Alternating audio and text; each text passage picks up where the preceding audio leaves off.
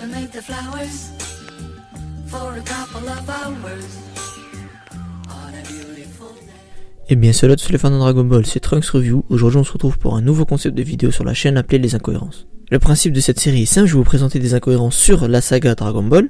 Et par la suite, dans le prochain épisode, on va présenter les incohérences que vous m'aurez proposées en commentaire de cette vidéo. Donc bien entendu, ce concept ne va pas remplacer les vidéos ici, c'est juste des vidéos bonus, comme ça on a une petite interaction dans l'espace commentaire. Donc vu que c'est le premier épisode, je vais vous présenter une incohérence que j'ai trouvée. Bien sûr par la suite, je vais pas me contenter de vous la présenter, je vais aussi essayer de trouver une réponse à ce manque de logique. Donc avant de commencer, comme je le dis à chaque fois, il est possible que j'ai mal compris certains points. Donc si j'ai fait des erreurs, n'hésitez pas à me le dire dans l'espace commentaire, ça sert à ça.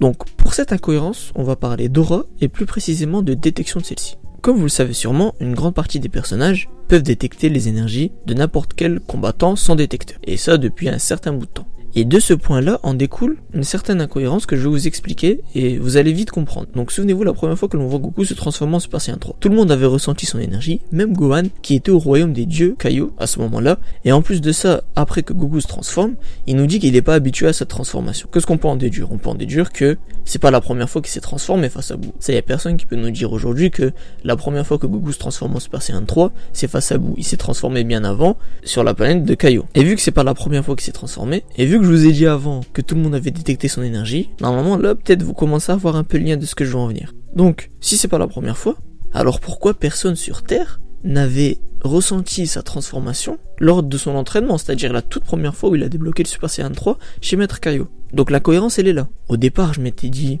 peut-être que la planète de Kaio est sûrement trop loin de la Terre, mais si Gohan arrive à ressentir l'énergie alors qu'il est dans le monde des dieux, je vois pas pourquoi on pourrait pas la ressentir sur Terre. Après on a aussi dans le même style la première fois que Vegeta se transforme en SCJ1, ou plutôt la première fois que l'on voit dans le manga Vegeta se transforme en SCJ1, c'est pas la première fois qu'il se transforme encore une fois, et pourquoi Goku à l'époque n'avait pas ressenti son énergie. Peut-être que l'énergie du SCJ3 elle est pas comparable à celle du SCJ1, ça c'est sûr et certain, mais je crois que Goku aurait pu tilter quand même, parce qu'il est surpris la première fois qu'il voit Vegeta se transformer, à part s'il fait exprès d'être surpris. Donc maintenant que je vous ai dit cette incohérence, on va essayer de trouver une explication. Donc je me suis dit peut-être que le fait que Goku il soit sur Terre, il n'est pas forcément dans le même état que lorsqu'il est chez le Maître Kaio. On va dire que, bon, j'invente là c'est juste des suppositions, hein, mais peut-être que lorsqu'il a le droit c'est un jour d'aller sur Terre, peut-être qu'il est en quelque sorte à moitié mortel à ce moment-là. Et peut-être le fait qu'il soit à moitié mortel, ça permet de ressentir l'énergie autour. Ça peut être une supposition. Ou peut-être chez Maître Kaio, il s'est transformé dans une genre de salle de l'esprit et du temps, comme une autre dimension en quelque sorte.